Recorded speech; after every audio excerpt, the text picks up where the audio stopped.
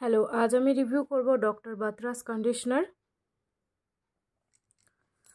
তো welcome back to my channel. প্যাকেজিংটা আছে এরকম টাইপের। এটা আমার অনলাইন থেকে নেওয়া। প্রাইস এবং কোয়ান্টিটিতে আসা যাক। প্রাইস হচ্ছে 250 টাকা এবং এর কোয়ান্টিটি হচ্ছে 200 ml। এটা আমলার এক্সট্র্যাক্ট দেওয়া আছে। ডক্টর বাত্রাসের প্রোডাক্ট আমার আগে ইউজ করা নেই, এটা ফার্স্ট টাইম। ডক্টর বাত্রাসের কোনো প্রোডাক্ট আমি আগে ইউজ করিনি। এটাই হচ্ছে রিসেন্টলি পারচেস করা এবং ইউজ করেছি বেশ কয়েকবার। তো সেই জন্য ভাবলাম রিভিউটা আপনাদের সাথে আমি শেয়ার করে নিই। তো সেই জন্যই রিভিউটা শেয়ার করা। ডক্টর বাত্রাসের প্রোডাক্ট কেমন হয় এটা আমার জানারও ছিল। সেই জন্য আমি আমার কন্ডিশনার শেষ হয়ে যেতে আমি এরকম একটা কন্ডিশনার ইউজ করেছি ডক্টর বাত্রাসের। মানে এটাকে আমি পারচেস করেছি, করে তারপর আমি ইউজ করছি। তো এটাতে দেখুন suitable for all hair types আছে, প্যারাবেন ফ্রি আছে, ক্রুয়েলটি ফ্রি আছে, মানে অ্যানিমেলের উপরে টেস্টেড নয় এটা। তো ক্রুয়েলটি ফ্রি আছে, প্যারাবেন একদমই নেই। For external use only, store in cool and dry place. যেটা আমি আপনাদেরকে আগে বলেছিলাম যে যে কোনো প্রোডাক্ট আমরা রোদ্রে না রাখাই ভালো, ডিরেক্ট সানলাইটে পড়বে সেরকম জায়গায় আমাদের প্রোডাক্টগুলো না রাখাই ভালো। তাতে কি হয়, আমাদের প্রোডাক্টগুলো ভীষণ খারাপ হয়ে যায় আর আমরা সেই প্রোডাক্ট ইউজ করার ফলে কোনো রেজাল্টও পাই না। তো আমরা এমন একটা জায়গায় প্রোডাক্ট রাখবো যেখানে আমাদের কোনো ডিরেক্টলি সানলাইট পড়বে না, সেরকম জায়গা আমরা যদি এই প্রোডাক্টগুলোকে স্টোর করি তাহলে আমাদের জিনিসগুলো খুব ভালো থাকবে এবং আমরা বেটার রেজাল্ট পাবো। এবার আসি যে কারা এটা ইউজ করতে পারবেন। আমি ইউজ করে যেটা মনে হয়েছে, কিন্তু এখানে লেখা আছে যে অল হেয়ার টাইপসের জন্য, কিন্তু আমার ইউজ করার পরে কিছু জিনিস আমি এর থেকে ফিল করেছি, তো সেগুলোই আজকে আমি আপনাদের সাথে শেয়ার করব। সেটা হচ্ছে যে যাদের এক্সেসিভ হেয়ার ড্রাই আছে, মানে যাদের হেয়ারটা প্রচণ্ড ড্রাই, মানে এই কন্ডিশনারটা তাদের জন্য নয়। যাদের হেয়ার খুব ড্রাই, শ্যাম্পু করার পরে ভীষণ হেয়ার ড্রাই হয়ে যায়, তারা এই কন্ডিশনারটা না ইউজ করা ভালো। কারণ আমার মনে হলো যে কন্ডিশনারটা ইউজ করলে আমাদের হেয়ারটাকে আরেকটু ড্রাই করে দেয়, কিন্তু এটার কিছু বেনিফিটও আছে।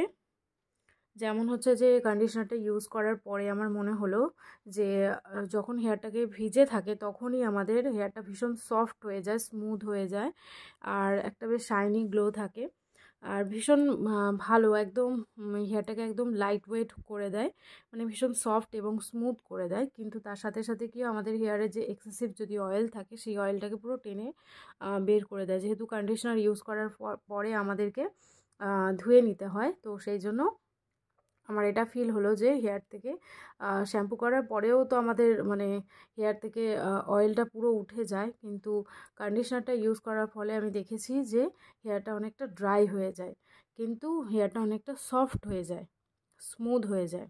ড্রাই হওয়ার সাথে সাথে এটাও হয়। তবে আমার মনে হলো যে যাদের হেয়ারটা ভীষণ ড্রাই হয়ে গেছে তারা এই কন্ডিশনারটা ইউজ না করাই ভালো। নর্মাল হেয়ারের জন্য এটা ঠিক আছে। তো যারা ইউজ করতে চাইছেন আমি বলবো যে একটু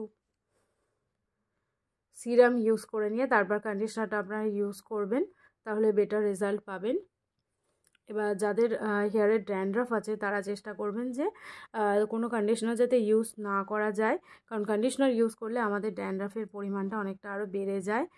আর কীভাবে কন্ডিশনার করতে হয় তার মানে একটা ভালো পদ্ধতি হলো যে আমরা শ্যাম্পু করে নেওয়ার পরে আমাদের হেয়ার লেন্থ থেকে আমরা কন্ডিশনার অ্যাপ্লাই করব। হেয়ার স্ক্যাল্পে আমরা কন্ডিশনার অ্যাপ্লাই করব না, তাহলে আমাদের ড্যান্ড্রাফটা, মানে যাদের ড্যান্ড্রাফ নেই তাদেরও ড্যান্ড্রাফ হয়ে যাওয়ার টেন্ডেন্সি থাকে, এবং যাদের ড্যান্ড্রাফ আছে তাদের ড্যান্ড্রাফটা অনেকটা বেড়ে যায় যদি আমাদের স্ক্যাল্পে কন্ডিশনারটা লাগে। তো সেক্ষেত্রে এটা খেয়াল রাখতে হবে যাদের ড্যান্ড্রাফ আছে যেন স্ক্যাল্পে কোনোভাবেই সেই মানে কন্ডিশনারটা না যায়। যাদের ড্যান্ড্রাফ আছে তারা কন্ডিশনার ইউজ না করে after shampoo hair towel dry করে নিয়ে তারপর আপনারা একটা ভালো সিরাম ইউজ করে নিতে পারেন। সিরামটা একটু বেশি পরিমাণে ইউজ করলে তাহলে কন্ডিশনারটা ইউজ করতে হবে না। এর থিকনেসটা আমি দেখাচ্ছি।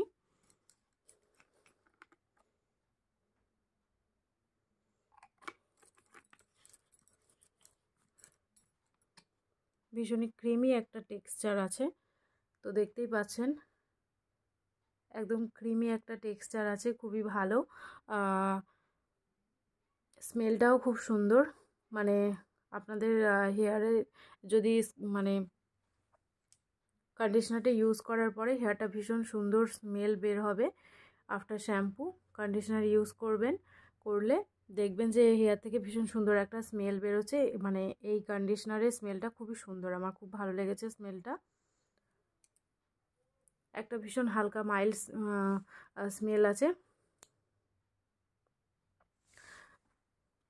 আফটার শ্যাম্পু অবশ্যই আমাদের কন্ডিশনার করা উচিত, তবে মনে রাখবেন যেন স্ক্যাল্পে না লাগে কোনোভাবে। এবং কন্ডিশনারটা ইউজ করার পরে, শ্যাম্পু করার পরে কন্ডিশনারটা হেয়ার লেন্থে আপনাদের যতটা প্রয়োজন ততটা নিয়ে নেবেন এবং তারপরে লেন্থে ভালো করে অ্যাপ্লাই করে নেবেন, নিয়ে হালকা মাসাজ করে নেবেন এবং 2 মিনিট পরে আবার জল দিয়ে আপনারা শ্যাম্পু মানে কন্ডিশনারটাকে ধুয়ে নেবেন।